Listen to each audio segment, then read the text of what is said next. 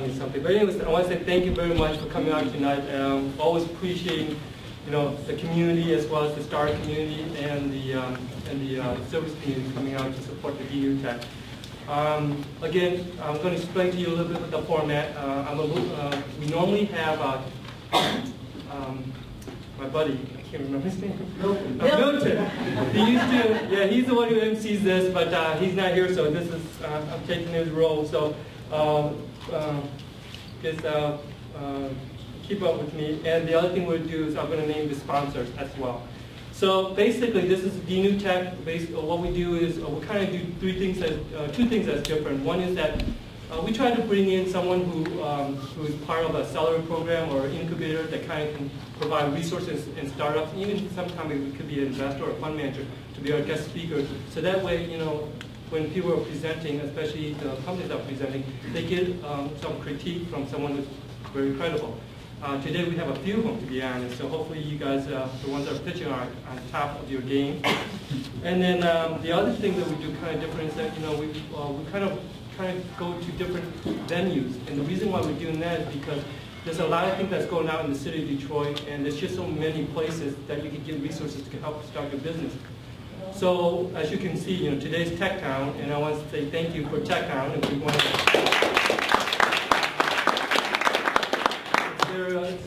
It's their place, it's their it's their hosting as well as their food. So they're doing great things here. I'm going to let Charlie Moore here come up and talk a little bit about their program here, because they are the host. And then lastly, I just wanted to tell you the format. Usually the format is that we give after the guest speaker talks, we're going to let the 5 startups. Today I think 4 of them will be speaking, and they get 5 minutes. And I'm going to give you only 5 minutes. I'm not like Milton here, so after 5 minutes, that's all you get. And then after that, then you get 5 minutes to be drilled by the audience. So is that cool? Yeah. All right. So with that, I'm going to say thank you to our sponsors right now. I mean, basically our sponsor this so far is that Sketchful, which is my startup company. What it does is an online scheduling tool to help appointment-based businesses to remind people of their upcoming schedule and then reschedule them if they cancel, and then fills the cancellation with people on a managed wait list. So we're using that actually to kind of register people to speak in our DNewTech. I want to say thank you to Atomic Object. They not only are a sponsor, they also host our venues at their facilities. They actually originated from Grand Rapids. They now have a headquarters here in Detroit. They're doing some great things. Check them out. They actually are doing not only having some great programmers and clients, but I think they also got workshops out there too. So check out Atomic Object. And then we got Mid-Michigan Innovation Center, Ken Kowski and that group. It's a smart zone, part of MDC Smart Zone. They've come and talked not only at DNewTech, but we've also have a few people have attended some of their entrepreneurship programs. Then we also have Bizdom, Maria Lalande. If you haven't met her, I'll be surprised. So, but she is, someone who's you got to know. She's done a lot, and not only for the city, but she's part of Bizdom as well as part of the Quick Loan family of companies. They have a program, accelerator program. Check them out. Their website as well. Then we got Quicken Loans. Quicken Loans has been a great supporter from day one. They've actually gave not only their facilities, hosted a lot of our events, but also a lot of our resources that we couldn't have done it without them. So with that, I'm going to turn it over to Charlie. Charlie, go ahead, take the stage. Charlie's been, he's new to the area. Actually, not new anymore. It's been a few months now. Well, hi everybody. How's everybody doing? Good. Well, we were very pleased to be able to host this group. We're pretty excited about the work and the interaction and everything that goes on with this group. So we're absolutely delighted to have you here this evening. As Ton said, I'm fairly new. I've been here about 5 months, having relocated from Connecticut. And I've been really very fortunate coming into TechTown to have a really dynamic and an awesome team that's working with me. So I want to recognize my colleagues back there, Betsy, Sue Jane, and Han, if you just kind of wave.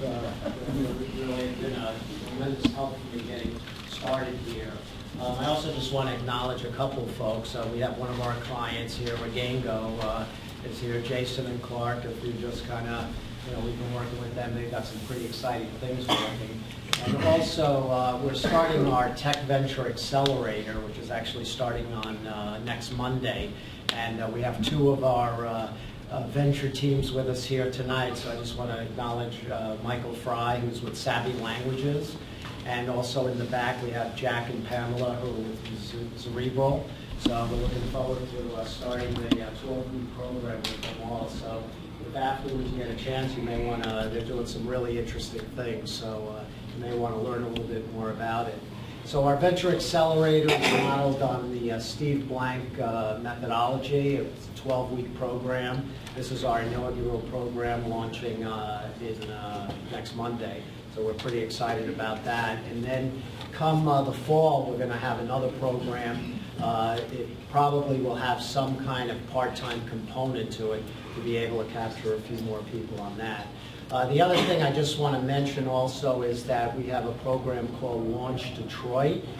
This is geared towards either current students at any of the Michigan universities or also recent grads, and it's also an accelerator program that's geared to this Steve Blank methodology. It'll run from May 28th through August 2nd, and applications are online. So if you know any students that are interested in trying to pursue an entrepreneurial venture, then this might be a good program. There is a stipend available to the students while they work through the program.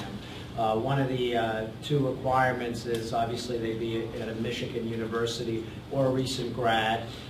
They also have to have some kind of tech-based idea that they're working on, so, or tech-enabled, somewhere where they're using innovative technology, bringing it to a business problem. There's a lot of information on our website, so if you go to TechTownDetroit.org, all the information will be there. And then lastly, starting in April, I'll be holding office hours where I'll be, you can actually go to our website also. So if there's any tech-based entrepreneur that is interested in entering in a dialogue with us, we are starting to build out our programming and have a lot of network we're building, and we're trying to figure out how we can help tech-based entrepreneurship here in Southeast Michigan. So starting, I guess, a week from Thursday, if you go to our website under events, there'll be a place you can sign up, or if you know someone that is either working on a tech-based idea, is thinking about it, I'd love to engage with them in part to see what kind of needs and how we can help them, but secondarily also how we can develop a program and that will assist them.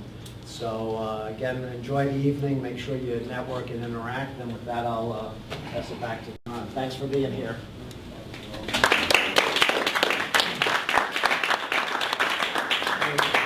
And I really do recommend, Charlie said it best, just start networking with people. I've, with my own startup, I found people who can work with me on a lot of other projects. So make sure you guys network. You'll have opportunities to do that at the end too. So with that, I'm going to go ahead and get started. I'm going to bring Paul up here. And Paul Jaques is Director of Student and Community Engagement out of Spartan Innovations out in East Lansing on the campus Mission State. And pretty well, I don't know, it's one of the great resources that you can kind of get if you're a startup. He's going to tell you a little bit more about himself and other resources that you can get through the Spartan Innovation. Thank you. Again, my name is Paul Jaques. Currently, the last 5 years, last 5 years I was the internship developer at MSU, which was the business contact for the students. And a lot of the students would come up to us and say, I'd love to work at GM, I'd love to work at Ford, I'd love to work at this ad agency, but I have this business idea. And they kept saying that, So we really didn't have that at MSU, where there was a place where they could go to start their own businesses and have a new startup. U of M's been doing it well for a while. But we started a thing called Spartan Innovations. We've been around for about 7 months, very brand new, and we're just getting involved in getting these student ventures going. Not only do we do that, but we also work with the faculty staff, with the tech transfer office, if any of you guys are familiar with that, to get their inventions out and moving. So it's been working well. Great thing that we have, if anybody has been to TechTown in Ann Arbor, we have a thing called the Hatch, where we have, about 7 months ago, like I said, we had about 5 teams working there. We currently have about 44 teams working there. Another good thing that we have is we have some funds for the undergraduate students, a couple endowments that we're giving to the university. So I always tell the students it'd be great to come back as an undergrad and have somebody pay for my company. That's why we have 44 teams. Good thing we have too is if you've seen in the press at all, but I was able to bring a team down to an event down at South by Southwest. If anyone been to South by Southwest or wanted to go, or if you know what that is. Been the last 3 years, but this was the first time I got to bring them down there, and they got in a competition called Student Startup Madness, which is out of Syracuse. I got them in the top 1 in 8 in the nation to pitch to co-founder of Square, head engineer of Google, the head person at Techstars. Really good panel, and they were brutal. They were real brutal. Actually, in the middle of one of the competitions, the woman from Techstars stopped him and said, "Would you get to the point?" I was like, "We're in trouble. We're in trouble." But it was good. Actually, they got them. We got in the finals in 3 against us, Stanford, and Syracuse, and we actually won it. So we're yeah. It was huge for us. It was like my kids were up on stage. It was amazing. It was terrifying. But if you go to MSU.edu's website, you can see the company. It's called Tempo Run. Pretty neat idea is when you're running, you want a certain tempo. When you're working out, and they have an algorithm that works out that makes it so your tempo is fast, it stays with it, or tempo slow. So it's a pretty neat idea. Little background on myself too. I mean, you guys can connect with me on LinkedIn. That's the #1 thing that I use. I don't get paid by them, but that's the #1 thing I use. Undergrad at Grand Valley in advertising and PR, and I got my master's at Michigan State in public relations. And I'm an entrepreneur myself. I actually own a recruiting firm, so any developers out there, I'm looking for developers. Still on that, I have a partner out in California with the idea of trying to bring more people from California this way. From Michigan, promote Michigan as much as I can. I also am a co-creator and co-owner of an incubator in the Greater Lansing called the Neo Center. If anybody is in the area, stop by. We have a 2-story slide that goes through the middle of the building, so stop by anytime and do that. And I also own just a small winery up north too. So I'm trying to keep myself busy and trying to get things moving in this state. Things are moving, if you guys are seeing or not, at a very fast pace in entrepreneurship. Since we've opened up Spartan Innovations, I am getting calls from alumni that we've never been getting calls from, higher end alumni we've never getting calls from, sniffing around, more venture capital coming this way, more angels coming this way, and this huge camaraderie I'm seeing between Grand Rapids, Detroit, and Lansing, which is great. I'm not putting out Midland or the north areas. It's going well. So would love to have you guys this way, and I love coming this way to see all the new ideas coming through. One thing I do want to pitch, and Amanda Chaco's here from Start Garden. They're running one also, but there's an event and there's some flyers up front called the Lean Entrepreneur Event. We're getting some more calls too from people from out of state that want to come this way to talk about entrepreneurship, to talk about new ideas, to help out, and hopefully I'm trying to hold on to them, plant them in the ground, keep them here.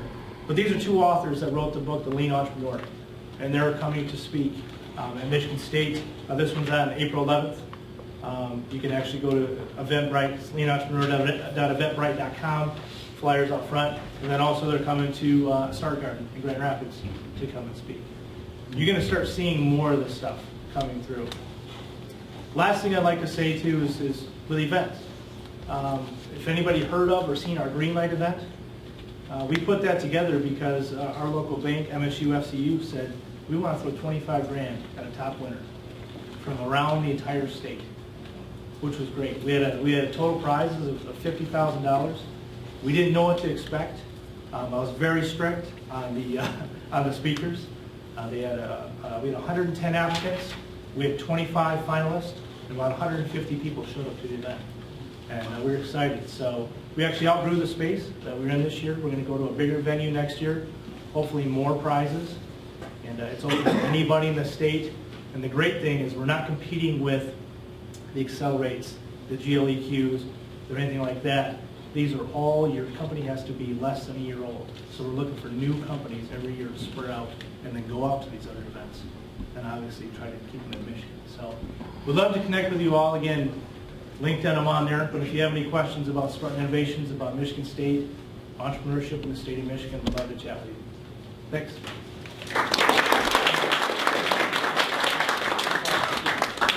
Anyone have a question for Paul? I mean, we should, any questions at all? I didn't say I'd answer questions.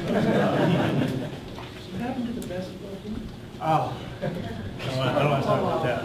Yeah. When you say less than a year old, is that less than a year old from launch, or is that less than a year old from actual like filing with the state?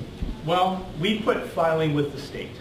Because it could be an idea in your head that you've had for 15 years and come up. But we didn't want the ones that are going to, you're seeing great events, but Accelerate is kind of that, big time, big money idea. But you do see some of them going around to a couple different areas. So we want that new LLC that's coming through, a new secret that we have coming through. A good question. Yeah. Any sort of restrictions with industries or anything? No. No? Actually, that was the question in the beginning of, we didn't really set categories of if you needed to be bio or anything like that. We kind of set the categories more in the prize areas. I think we're going to keep it that way too. It worked out surprisingly smooth. Went real well. Anything else? No basketball. Okay, you can catch me. I'll be here for a while, so feel free to ask me any questions. Thanks. Thanks, Paul. Okay, and Paul mentioned a couple of things that I really want to highlight. Congratulations to Temple Run. If you guys haven't heard about this app or heard about these guys, I'm surprised because they've been winning numerous awards, not only in Austin, at Southwest, but they also won at the Green Light and they were finalists at Live Work Launch Detroit, and also I think I'm pretty sure there's a lot more.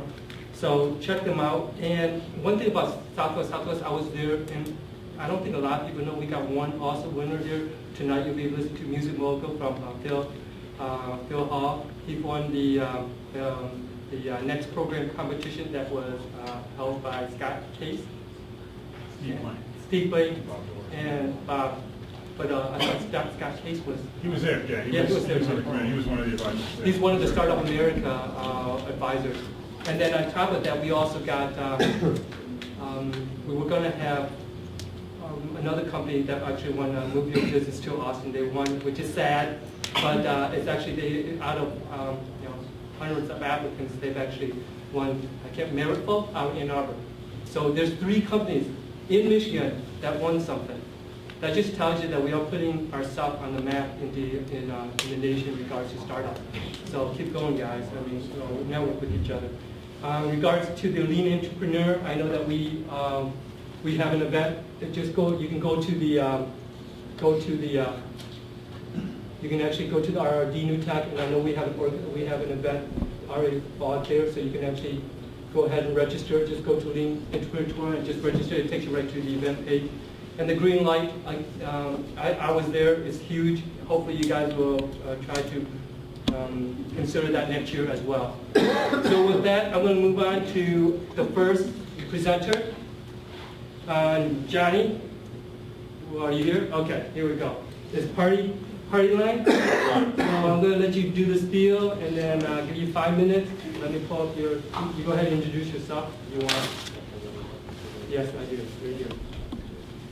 Don't use up your 5 minutes, man. Go into All right. How about we give it up for Tom and DNewTech? My name is Johny Thomas. I'm one of the co-founders of PartyLinebr.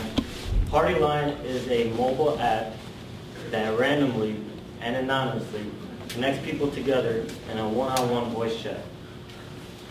PartyLinebr engages people in a phone call, in a conversation, just like a real phone call.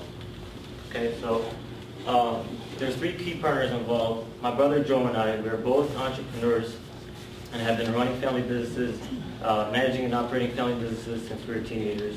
Businesses such as movie theaters, retail stores, and a mobile billboard advertising company. Our tech co-founder, in addition to being a practicing surgeon, has founded many successful apps such as eTrauma and Tipper software. So about a couple years ago, about almost 2 years ago, after experimenting with social sites and dating sites, I found that the content was boring and outdated. Filling out profiles is time consuming, and the profiles and pictures can be pretty misleading sometimes. So after talking to our peers, we found that they had similar frustrations. So we created PartyLinebr. And so we eliminated the outdated features, like filling out profiles and sending messages back and forth. And we launched PartyLinebr a month ago, March 1st, 2013, in the App Store. And it's available for your iPod, iPod Touch, iPhone, and iPad. So people we're targeting are people who are looking to make new friends, single, looking for a date, bored, lonely, or just looking for someone to talk to. I'm sure most of you remember AOL and the AOL chat rooms. They were pretty fun, interactive, a good way to meet new people. And then Facebook came, MySpace came, Facebook, Instagram, and they started the trend of staying connected with friends. But they are not a good source to meet new people. So now, people are looking for new ways to meet new people. So there's companies like OkCupid, Plenty of Fish, Zeus that are gaining popularity fast. So there's a similar concept to what we do. A company called Chat Roulette is a web-based random video chat. And it's a good service, but a lot of users complain that when you connect to someone there may be too much nudity. I'm sure you guys have heard of that. Right, so one competitive advantage that So one competitive advantage that we have is that we're keeping it simple. We're a voice chat line for your mobile device. And one thing that we get complimented on is our voice over IP technology. We get complimented that our clarity, our voice clarity, is better than Skype and most cell phone carriers. So other feedback we get from our users is that it is fun, it's addicting, it's cool, it's interesting, and it's easy to use. Also, they like the fact that it is anonymous. So right now what I'd like to do is a quick demo. I'm gonna log on here. Create an account. It's really simple. It's a one-screen registration process. Username, display name, password, your male, female, age. So after you create an account, you log in, and you click connect. You choose if you want to connect to a male, female, or both, and choose the age range of your search. So right now I'm going to choose 18 to 49. We're going to start the match, and what happens now, you're in a pool of people and a queue of people waiting for a similar match. So right now it says starting communications, match found. It takes about 5 seconds to once a connection has been made. Okay. Connected to Joe in Vegas. I'm going to approve the match. Hello? Hello, hey, what's up? Hey, how are you? How's it going, man? I'm great. Where are you from?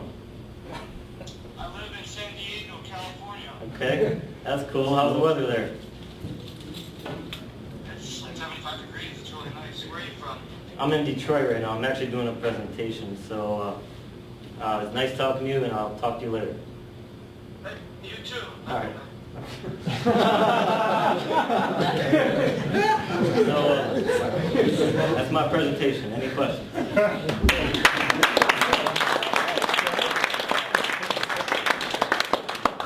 Go ahead. Questions? Yes.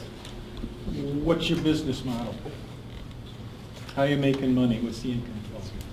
Right now, of course, every business wants to make money, and that is not our focus right now. We want to get a user base. But a couple of revenue models we have in mind is in-app purchases. We're going to implement a point system. There's some games and apps out there that use a point system. The more you use the app, and the more often you use it, you get points and you get coins or whatnot. I don't know if anyone played Family Feud in here or Fun Run, but the more you use the app, you get points, and then those points will unlock special features like maybe sending pictures, creating a voice chat, or teleporting. We're going to add that. So if someone doesn't want to go ahead and use it often and get points, we'll have the option to buy points and coins. So that is a concept I think we're going to move forward with and should be released in about a month. Yes. Do you guys have a price range in mind right about now, or The app is working on that? the app is free to use. It's going to be it's free. Yeah, the core feature, which is the random voice chat, will be free to use. Okay. And right now we do have one in-app purchase for 99 cents. You could buy credits to directly call somebody that you met on the chat line. So since it is anonymous, and some people may not want to exchange my Facebook or Instagram where your whole life is on there, you can add someone on your friend list and later call them directly. So in order to do that, you have to buy the in-app purchases and the credits. Yes. What prevents somebody from just saying, hey, my number is, or hey, my contact information is? Well, I mean, after talking to someone, having a nice conversation, if you do like that person, it's going to happen. But we want to obviously keep it on the app, and I don't think someone will, especially maybe women, will just give out their number like that. But that's a good point. I mean, it may happen, and Well, wait, if the women don't want their number given out, but then a guy could then pay you and then get their number and then call them? no personal information is displayed. Nothing is given out. Mm. If they pay for the in-app purchase, and you spoke to that girl or guy, you add that person on. We have a friend list. You add that person on your friend list, and you could call them directly. It still stays anonymous. Oh. Like you'll get a push notification on your phone saying, "Hey, Johnny's trying to contact you right now." Okay. So then they connect you within the app. I think he had a question. Yeah, I actually had two questions. Yeah. First, what is it limited to as far as like user base? Is it limited to just the U.S. or is it international? It's international. I've spoken to people in Australia, And Saudi so Arabia, for China. international. Yeah. Second part was, so if, just curious, like what's your platform? Are you using like Google Voice plugin or make it free like that, or? No, it's our own voice over IP technology. Our programmer has a special, special feature that relays phones together, and there's two types of connections. There will be a connection where it'll use bandwidth and we're using our server, and then there'll be a direct call, which is a relay that doesn't cost us, the company, any money, and it's almost like a direct connection between the two servers as far as the user servers. So it all depends on your router and your internet service provider. It's about 60% of the time we're getting a direct connection that doesn't cost us any bandwidth. Oh. Yes. What's your traction been like since its inception? Since it's in its inception, which was March 1st, we're about to hit 5 figures in downloads. About 500 daily active users. So we haven't done any major marketing push yet. We're moving our servers to a cloud-based server, and which is, I would say, 70% done. And so we'll be prepared to do our major marketing and PR and contact TechCrunch and be prepared for any major, hits that we can get. Yeah. Any protected technology? We are filing for a patent, and but right now we are not. So no, there's nothing. There's nothing. I mean, we have a copyright on the code and the source code, of course, trademark on the name. So, but as far as patent on the actual technology, there isn't. So it'd be really hard for someone to do what we're doing. We have one more question. So go ahead. Yes. Are you privately funded, or did you get angel funding, venture capital? Everything has been privately funded by my brother and I, and sweat equity by our tech co-founders. Way to do it. Well, I appreciate it.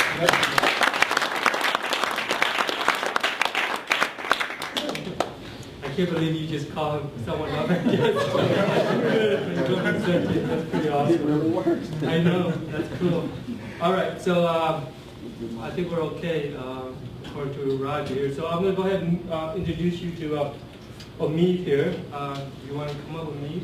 And Omeid's got My Fab 5. It's a reinventing how people recommend and find places. So is that it? Nope.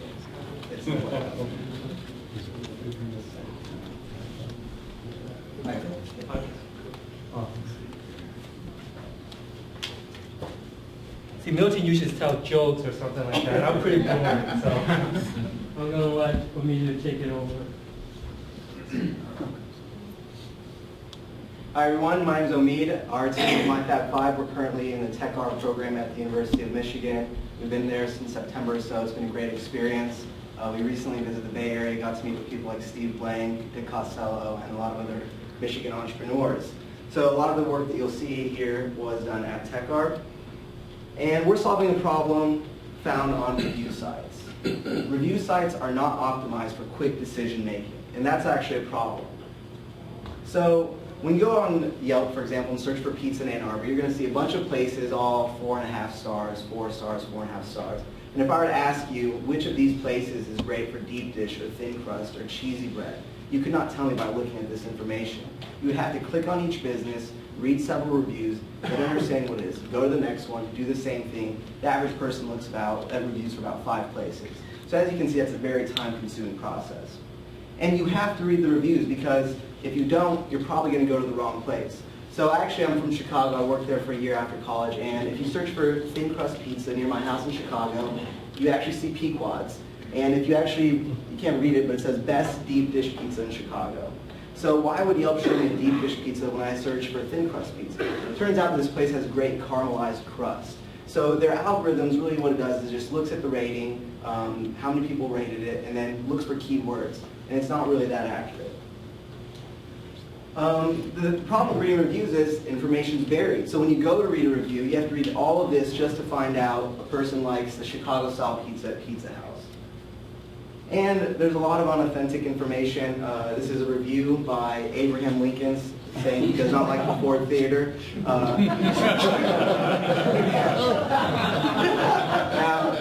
that is funny, but a lot of the reviews aren't so funny when you have, for example, businesses bashing each other, or somebody gets mad at their ex-girlfriend and says, oh, I hate that restaurant she works at. So this system is very easy to game, and it happens all the time.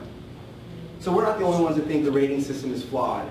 YouTube got rid of star ratings in 2009, said they're useless. Los Angeles Times got rid of star ratings last year. They said there's no way you can justify using star ratings for restaurants.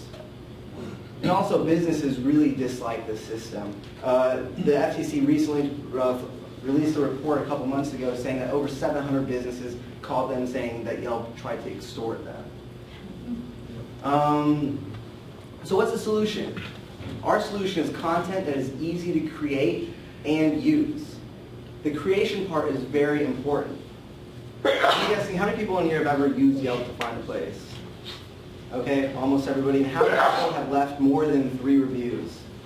2 in the very back. So, as you can see, less than 1% or so actually are creating content, and this is not good. We have much better results so far, so what happens on our site? People simply select a category, and they can create their own category, so best pizza, and they recommend their favorite places. That's it. If I were to ask you, what's your favorite place for steak? That's a very easy question to answer. Now, if I ask you, hey, what are some 4-star and above steak places in Detroit where I should go to? That question becomes a little bit more complicated. You have to think a little bit more. So we've actually seen very good engagement rates, and about 35% of our users are actually actively creating content every month. So what happens? We take these rankings, we combine them, we aggregate them. So if you search for pizza in Ann Arbor, we will show you the most popular pizza places. These results have changed since I took the screenshot. But what we also show you are the other categories each place is ranked highly in. So if you search pizza, although Silvio's is number 3 for pizza, but number 1 for thin crust pizza. So as a consumer, you immediately know which business should you click on or investigate a little bit more. We're saving you time. So the team that brought you this is, my name is Omeid, as you know. I'm co-founder, I'm CEO. I actually have a lot of experience in the reviews and recommendation space. I've advised one of the world's top 5 retailers on how they should use reviews and how people use reviews in the decision-making process. So everything that you see today is from the research that I've done in the past. We also have a technical co-founder and a couple of developers that are working with us. So our ask is for you to help us grow in Detroit. Sign up for myfab5.com. You can get the app, our mobile site. We're actually releasing a brand new mobile site tomorrow. Our iPhone app is in the store. A new version is coming out on Friday. And we're actually doing a big website redesign. We tried to do a soft launch in Michigan, and we found that the main problem is that people want to see content when they sign up. So we took a step back and said, hey, let's not take this national yet. We've done some data scraping from other websites. We're currently forming partnerships with bloggers across the nation, big cities. So currently there actually is content in cities that have never seen a user on our site. So we're getting ready for our national launch, and you would really help us by checking out our app, providing us feedback, and actually creating rankings. Thank you. And for that,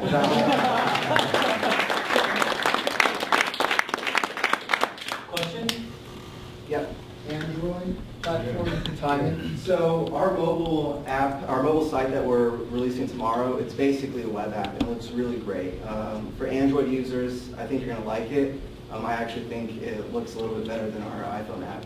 But that's one thing that we do need to add to our team is an Android developer, and that's what we're looking into right now.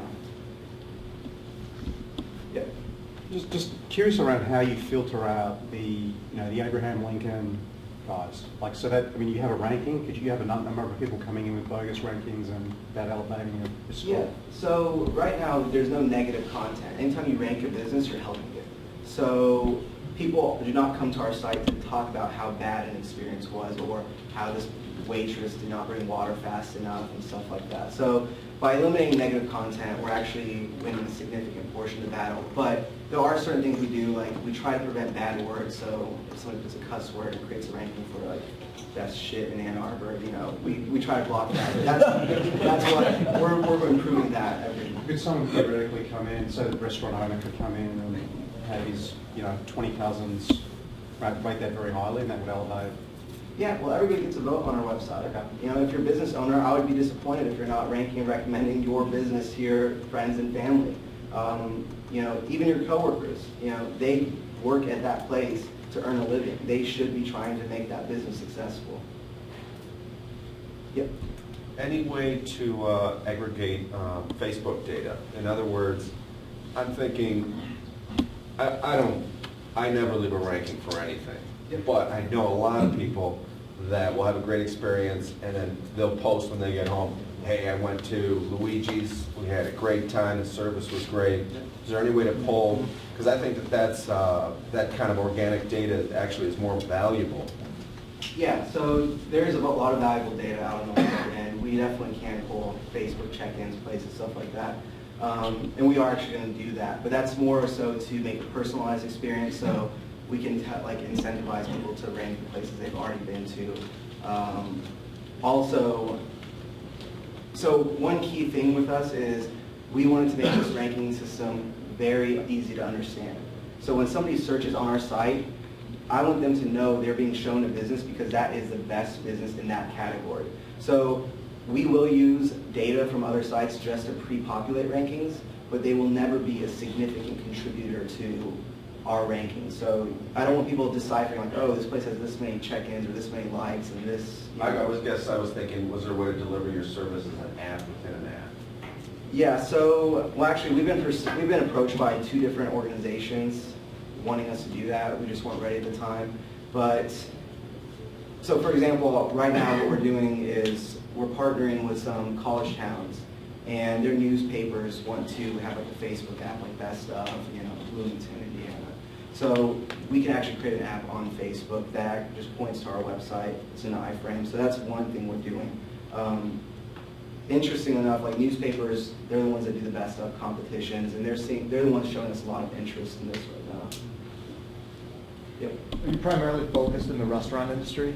So initially starting out, the vision for MyFab5 was not just for restaurants or places. We decided we wanted to focus. We didn't want to overlook things and spread ourselves too thin. So we started with places, and specifically we targeted food because it's a high frequency category. But for example, music, last Friday on Twitter, my top 5 bands went viral. People would just hashtag my top 5 bands, and then they would just rank their favorite ones and tweet that. So there are actually other use cases for this, but we just started because we wanted to focus and really nail the user experience on mobile. Yep. What happens when you change your mind? You can update your ranking. You update can it. Drag and drop them up and down. You can take one out, add a new one. So it's very simple. Yep, white shirt. What's your business model? I mean, you're trying to go mobile heavy, but I know like banner ads don't really work very well with mobile. Yeah, so right now we're not really focusing on making money because it would kill the product. We would not be able to get the traction we need. We're actually preparing for our national launch right now. So there's actually, if you go online, search Yelp sucks or Yelp hate, Yelp businesses hate, you'll find a lot of articles written about local businesses complaining in these medium-sized markets. So we're actually reaching out to them, trying to launch this product. So we want to make sure everything's good there. But if we scale, there are certain opportunities, like if we get millions and millions of users, there's obvious opportunities there. If we're medium-sized, we could power local search and local recommendations on newspaper sites. So really, once we get into music and stuff like that, 5% sales commission off every sale. So it's a little too early for us to place our development bets on a certain business model. So we're not really trying to place the wrong bets. We want to see how people use this and what the biggest opportunity is. One more question. Are you publishing anything by about the rankers? Do the rankers say, I'm a punk rock, So that's actually very interesting. One of our most requested features right now is the idea around groups. People want to see what groups of people think. So a lot of girls in sororities actually requested, I want to see what the other girls in my sorority like. People in Chicago that I know there have said, oh, I want to know what people that went to Michigan think. Because if you search for bars in Chicago and then you select a filter, people that went to Michigan, you can see where the Michigan bar is. So that's actually one of our most requested features, and we haven't made a move on it quite yet, but that's definitely on the map. Thinking about it. No, for sure. It's going to be coming up. It's just a matter of time. Picking the right time to do so. Yep. Thanks a lot.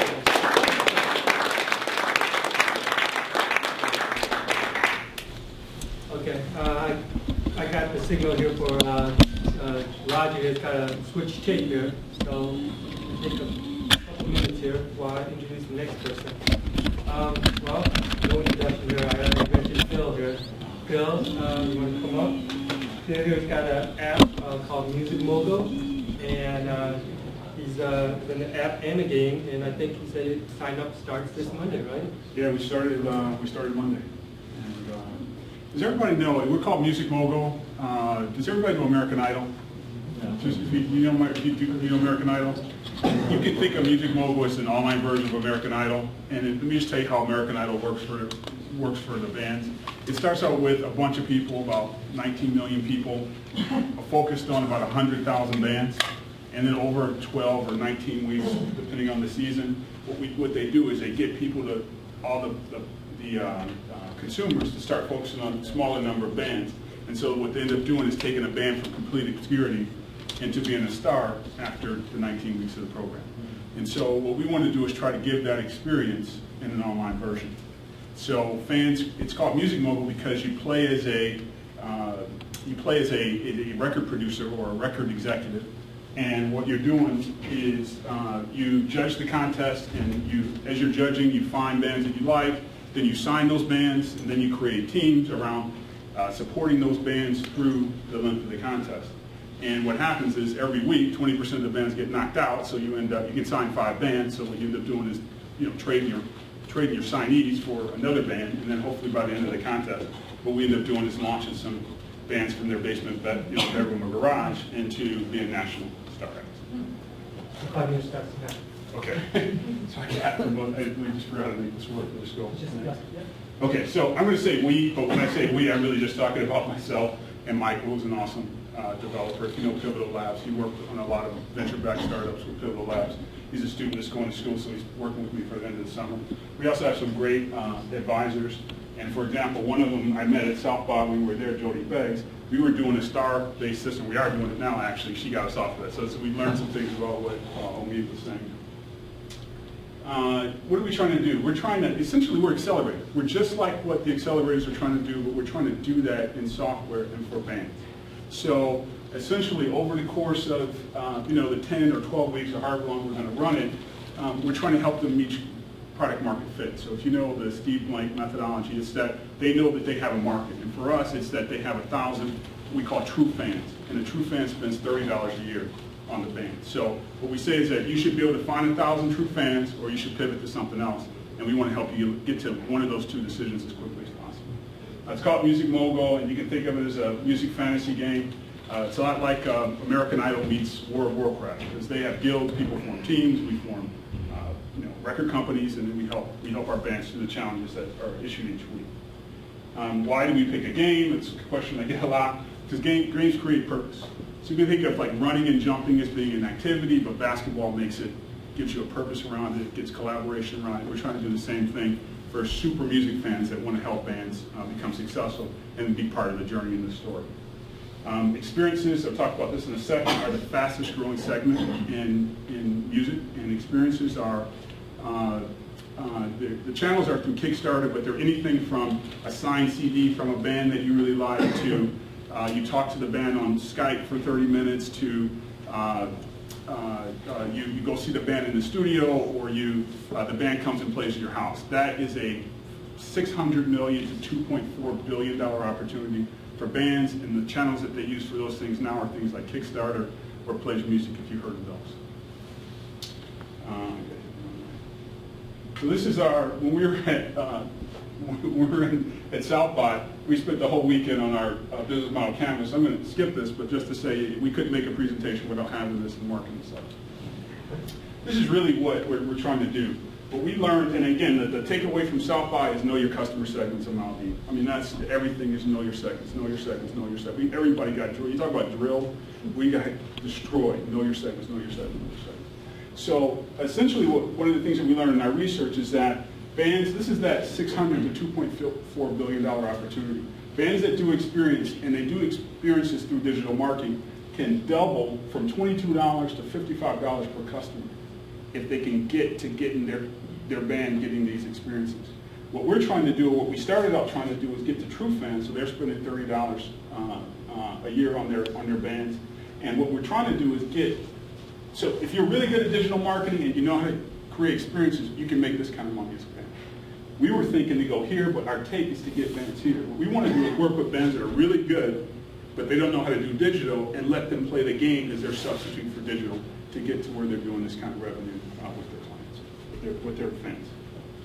So this is basically how it works. I won't go into too much detail here, but each week we issue a challenge. The bands submit a video in answer to the challenge. The fans judge the video, and then they form teams as producers to get their bands to win the challenge. And so over the course of the week, as the bands get knocked out, 20% each week, what we're doing is we're consolidating the fans around individual bands, and then hopefully we have a vision that at the end of our contest, our winner would have the #1 top 10 download on iTunes. So that's the vision that we're trying to get. So it's about 100,000 fans around 2 or 3 bands is our vision.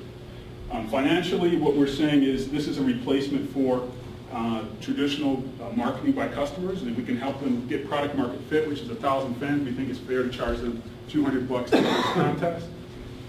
The idea that we have now, again, we're testing this stuff, we're going to be testing this stuff, is that fans will play this like it's World of Warcraft, which is about $10 a month.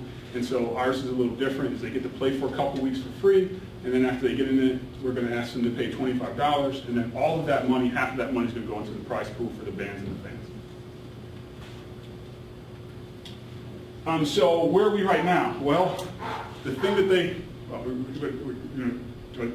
okay. The thing that they told us at South by is we were going to launch an MVP right before we went, and then we got involved in the South by stuff, so we put off the MVP. Once we got there, they told us everything is just get customer data. We were making the thing way too fancy, and we were going for a contest that had 6 genres and 100 bands and 5,000 players, and what we decided was way crazy, and we decided last Thursday that we're going to do one with 1 genre, 15 to 20 bands, and then we'll try to get 500 judges. So what has actually been happening? And I was going to pretty much end with this, but it's just to tell the story of people who are entrepreneurs. It never works out. They told us it never works out the way you had planned for it to work. But it's very interesting to start to get some of this information. So on Monday, we sent out what I would call a detailed invitation we put up a landing page, and we got 250 people to go to the landing page without any advertising. So we call that our group of fans. We sent out an invitation to them. We got 2 people to open it and 13 signups from 250 people. Then we sent out another one. Oh, that was to the band. Sorry, we sent to 18 bands. We only got 2 to open up. Then we sent out another one on Tuesday, which some people looked at it and said, "Oh, we'll make that shorter," and gave me some suggestions for how to do that. So we sent out. So I'm sorry. The first one was 18. The second one was 250. We got 83 people to open it up using Mailchimp. If you haven't used Mailchimp, this is my first time ever doing newsletter marketing. It's a lot of fun. I guess I got really good at it. I'm getting better at it this week. But it's really amazing to find out exactly how people are dealing with your content. Essentially, what we did is I didn't get as much as I thought I was going to get in response, and so we kind of panicked last night. And I started doing this thing with Twitter. The Twitter didn't have a big impact. So then this morning I said, well, let's give some incentives. So what we said was our product. Our idea is that what we really want to do is that the bands have fans now, but they're not monetizing those fans. So what we want to do is consider that a resource of the band, have them bring those fans to the game, and then we'll spread those fans out so the fans can escalate and find the ones that they truly love. Yes, sir. Is that? We wrap it up. So, sorry.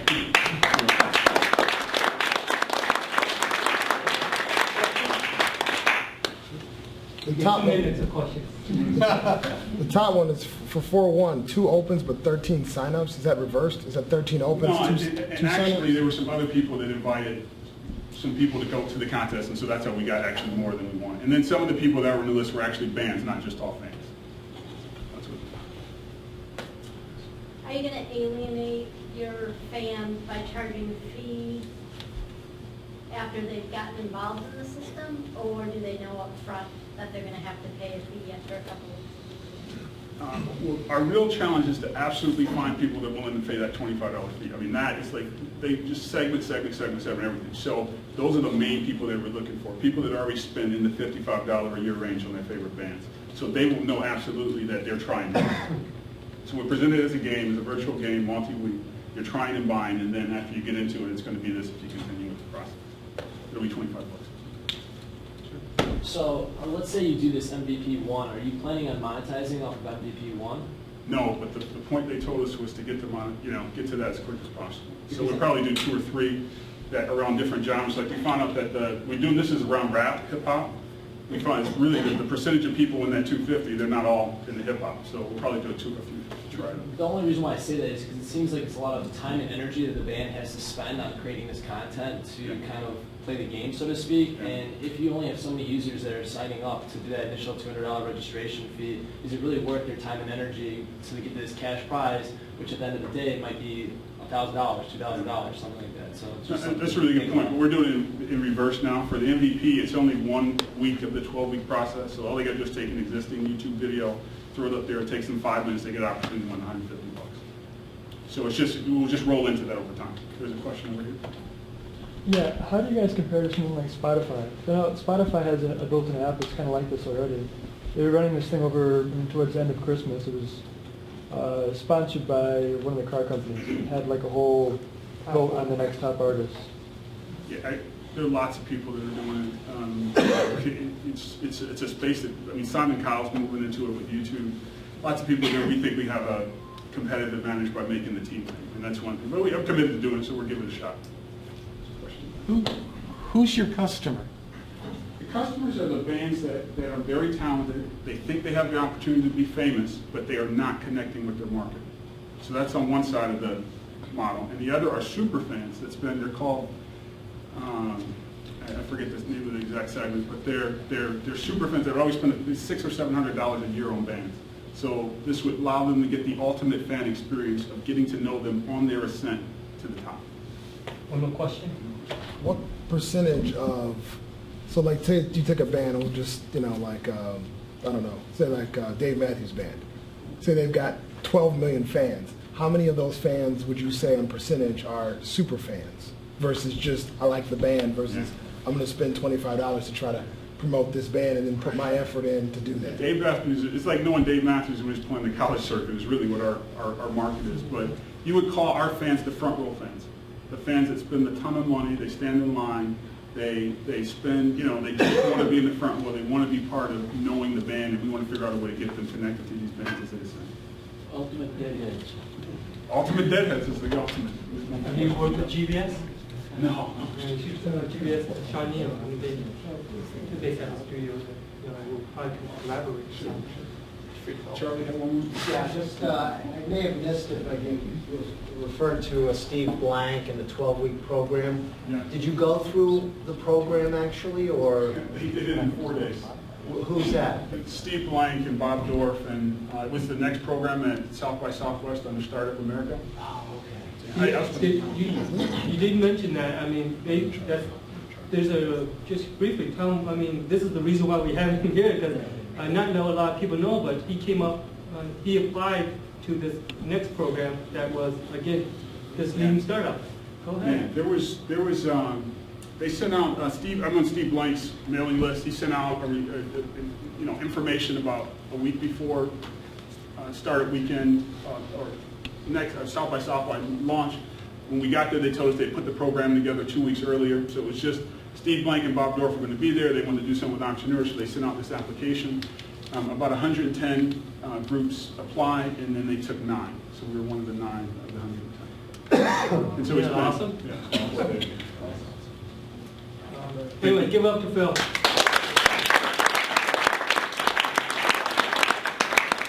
All right, so we got our last presenter tonight with Rick.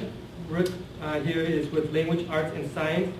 So he's basically for translation and localization provider. Localization. Right. Yeah. So here you go, man. Which is my button here. Right there. Yep. This one. Okay. All right, so my name is Rick Boyd. I'm with a translation provider called Language Arts and Science. We are a little different. We are an existing business. We provide high-end human translation into about every commercial language, which translates into about 40 languages on a day-to-day basis. And so my presentation is in 4 different sections. I'm going to tell you about the opportunity first, the pain, the solution, and then what we're calling our 1% business plan. A lot of people don't know a lot about the translation industry, but it is actually one of the fastest growing business industries. According to Common Sense Advisory, the leading translation market research company, the translation industry is growing at over 12% per year, and it continued to grow even during that recession that we went through. Google Translate, believe it or not, is the largest translation supplier in the world, with over 200 million monthly users. According to Google, Google Translate is used to translate the equivalent of 1 million books a day. And they translate more text in one day than all the human translators in the world translate in a year. What does that mean? That's about 25 billion to 75 billion words a day is going through Google Translate. However, has anybody here ever used Google Translate? Okay, have you ever read your Google terms and conditions? Well, I'm going to tell you about those terms and conditions. When a user uses Google Translate, they are giving Google a license to reuse, share, and index the data that they submit for translation, thereby compromising company confidentiality and exposing themselves to possible liability. One of our clients is Delphi, and when I told my buyer at Delphi that when they use Google Translate that they are actually putting their confidential data into Google's products, she almost had a heart attack. A year and a half ago when I told clients about this problem, none of them knew that Google was doing this. Today, more and more of them do know. Equally unknown to most, there is a secure paid version of Google Translate and Microsoft Translator that does not index your data, and it allows users to maintain the confidentiality of their data. Google and Microsoft charge for that. They do not give you that translation for free, and they deliver it through an API. So let's talk about the pain. Human translation is expensive. Human translation costs between 12 cents and 28 cents per word, depending on the language. To give you an idea what that means, General Motors translates over 100 million words a year. That's just one company. Human translation is too slow. The average translator can only translate 2,500 words in an 8-hour day. My company right now, we provide human translation. We translate 100,000 word documents regularly. Human translation is too subjective. There is no such thing as the perfect translation. Almost all translations require customer editing. I've been dealing with this problem for about 20 years. I've tried everything. I've tried copywriters. I've tried having attorneys translate patents. I've given clients 3 samples from 3 different translators and said, you pick, and they still bitch. Human translation is too inconvenient. Everybody wants to give us PDF documents, and guess what? PDF is the worst file format that you can give us the documents in. And so that means that how you prepare the text for translation, it can create significant costs and timing overruns. So that's the pain. Here's our solution. Human translation plus computer translation plus an app that learns at 2 cents a word. It's almost free, it's confidential, it's on demand, it's instantaneous, it's easy to use, and it's going to look really familiar to all of you, and it's a learning app. So this is what our solution looks like. Looks the same as Google Translate or Microsoft's Bing Translator, right? You put the text in one box, you hit the translate button, and then it translates your text into another language. Or you can upload a document, and then it will translate that document and give you the translation in a box in another language. What makes our app different is that when we get to this stage and you are editing your translation, when you hit save, you not only get your document, but the translation that you have now created, which is a combination of both computer translation and human translation, gets saved into what we call a translation memory. Has anybody here ever heard of translation memory? No. Another one of my biggest challenges. Translation memory is the first disruptive technology in the translation industry. It's been out for about 30 years. And all it really is a central repository where you store human translations. So what we do today is we actually translate things in translation memory, we store it, and then we reuse it.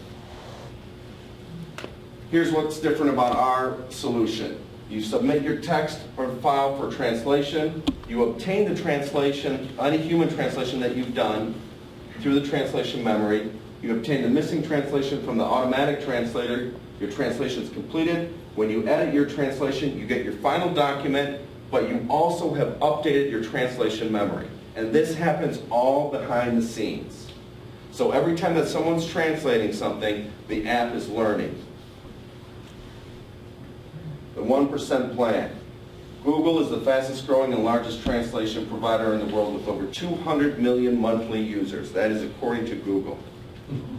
But due to its terms and conditions, businesses really can't use it. Neither can translators. Our app, the Translation Genius, will solve that business problem with a secure, paid, automatic translation solution. We'll deliver translations at 2 cents a word at a fraction of the cost that they're paying for translation now, with monthly subscriptions that start at $5 per month. So if Translation Genius can capture just 1% of Google Translate users, that would equal 2 million monthly users. Okay. That's it. Questions? Is there any like proprietary information that you guys have patented, or like what's the? It's all open source API. So what's stopping something from Google making a similar product and changing their terms and conditions? I don't know. That's Google. Can you explain the translation memory benefit again, just so we can understand that box? Those of us in the translation business, we've been using translation memory software for many years. It's really the first disruptive software in our industry. And really it is just a repository where you have an English sentence here, and then I'm a translator. It's a translator's tool. I translate it into Spanish, and then that gets stored. And then you just reuse it. For instance, owner's manuals. We do a lot of owner's manuals for car companies. They don't translate every word of that owner's manual every year. They translate only about 10%. The other 90% has already been translated by translators, and it's stored in the translation memory. My company is sitting on about 5 billion automotive words of high-quality human translation that we can reuse. Is translation, is that a business that you pay a service for? Translation... Memory, translation memory. Memory, it's software that you would buy. Yeah. A translator would buy it and then they would use it. But it's not a machine translation, it's a tool for a translator. It's a database storage system that Yeah, retrieves. you could call it that. Yeah. So you're basically offering businesses like shared access to the premium version of Google Translate, but then inserting a human translator that's like basically translates the file at 10% that Google can't do. What we're really doing is almost all our clients are multinationals, and they have people all over the globe that are actually translating and reviewing translating. So what we're doing is putting this simple tool in their hands so that they don't have to buy that translation memory software, which is really complicated.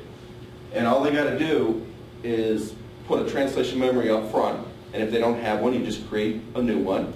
And then as they translate, you're populating that translation memory with your translation. So what starts out as an automatic or machine translation gets edited, and then that becomes this hybrid translation, but it's your translation, you're happy with it, and it gets stored in the translation memory. And then the next time a user uses it, they now are accessing that data that you've just translated. Can you go over again how the Google and Microsoft paid models are met, like how much they're charging and how that's functioning now? They're charging by the character, and you deliver it through an API, and that's all they provide. Okay, and you said you'd be charging 2 cents per word. Do you know what they're charging? It is 0.034678211 per character. Okay. And both of the companies define a character differently. Tags are, for Google, tags are a character. We translate in about 15 different file formats: HTML, HTML, InDesign, Word, Office, all these different applications are all used by companies. Any other questions? What kind of maintenance on the back end in terms of keeping the servers up and making sure that translations stay concurrent? Because I know that there's content and different sort of like new hashtags and all this new stuff that's coming to the forefront. How do you keep congruent and current? I don't think there's anything to do. They just hit the save button, it updates the translation memory, and you're done. Could you, really our business plan is Dropbox for translation. It's really what it is. you sell your data? Can we sell our data? We can sell some of our data, not all of it. Some clients don't care what we do. Some clients, they own the translation memories and they won't share them. But we can also buy translation memories too. Any other questions? Thank you. Awesome. Thank you.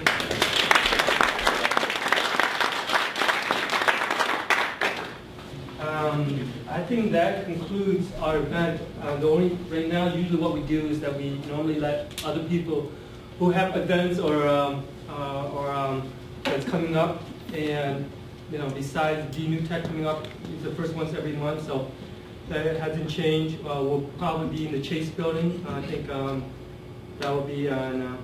Trying to pull it up here. So It will be at the Chase Building on March 8th. Yep.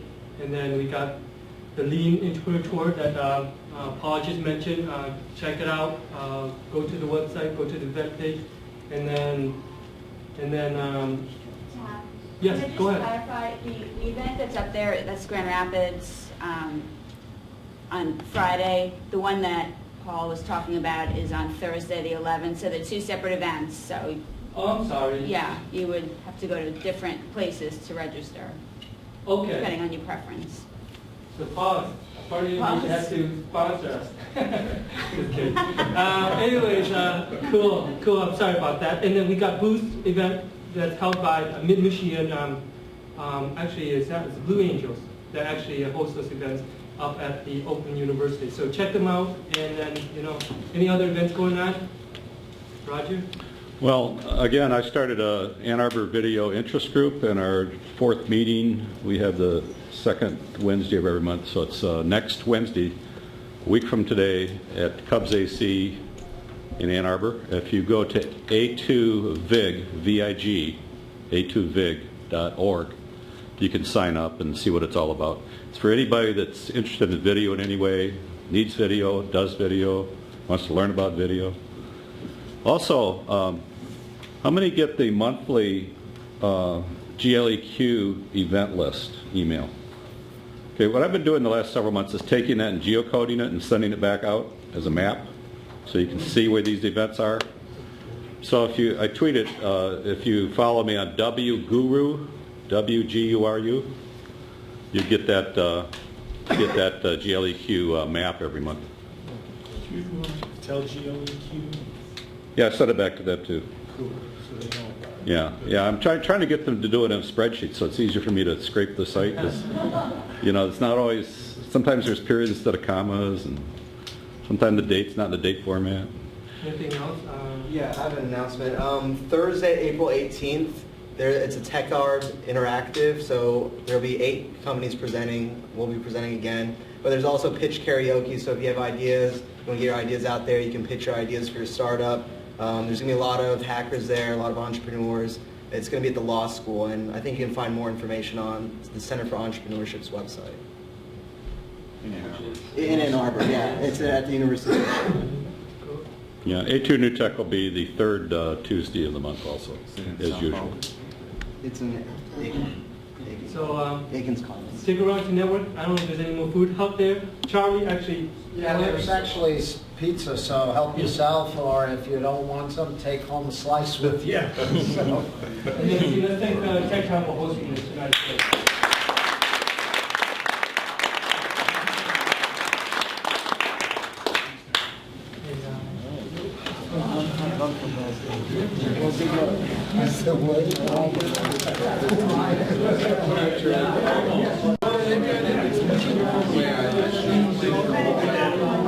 I have a question.